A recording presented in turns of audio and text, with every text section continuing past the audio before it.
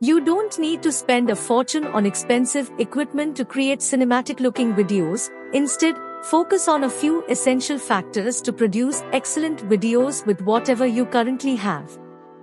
Creating a cinematic video is more than selecting the ideal camera to produce a cinematic image.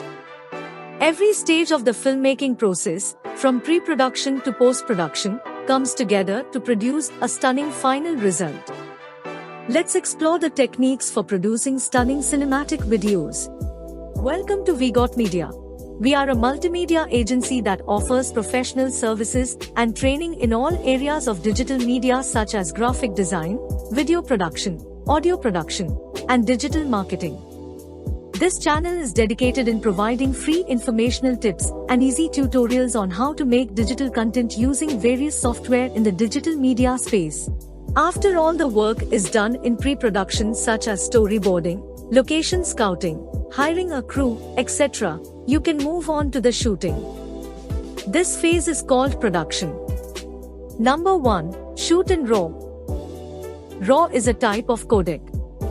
There are other codec file types your camera might save data in which can degrade the quality of the video. So always store your videos in RAW format. RAW files are the card's original raw pixel data from the camera. The camera will record all of the data to a card instead of compressing the video image. When you start your video editing, you will have more control over the color of your video despite the fact that this will produce some quite huge file sizes. Number 2. Use the right lens.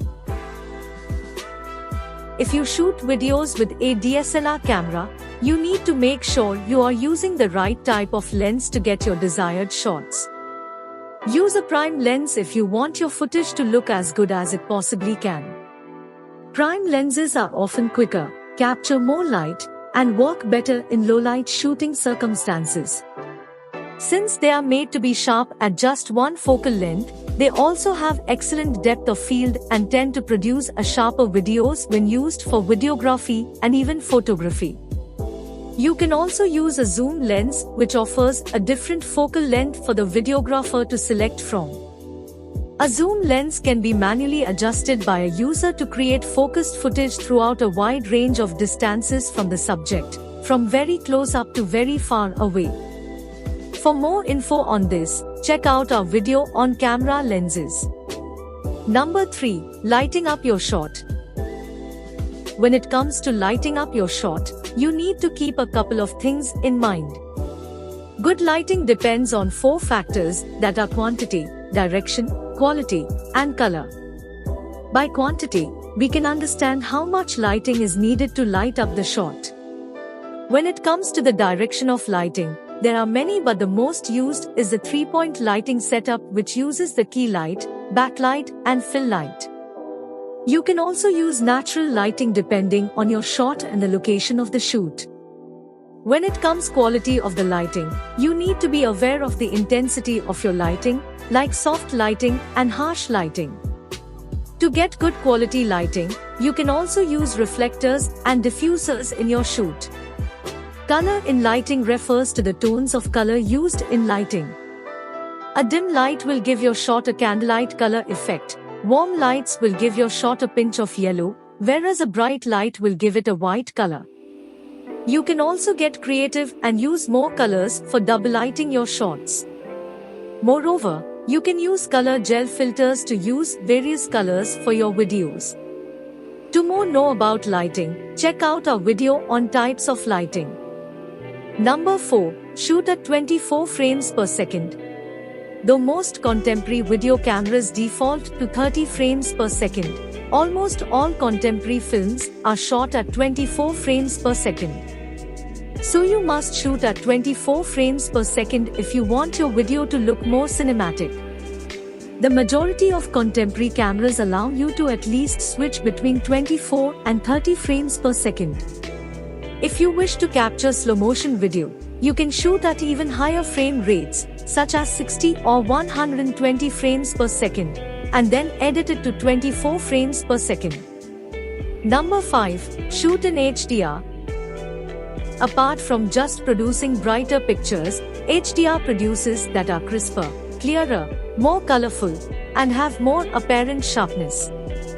The term dynamic range describes your camera's capacity to simultaneously capture both bright and dark portions of your images.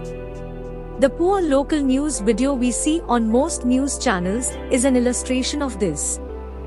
Most of their footage features a reporter standing in bright sunlight with an entirely white sky, no dark portions are visible. With HDR photos, that's not the case. The dynamic range of the human eye, which can see up to 14 stops, is comparable to HDR.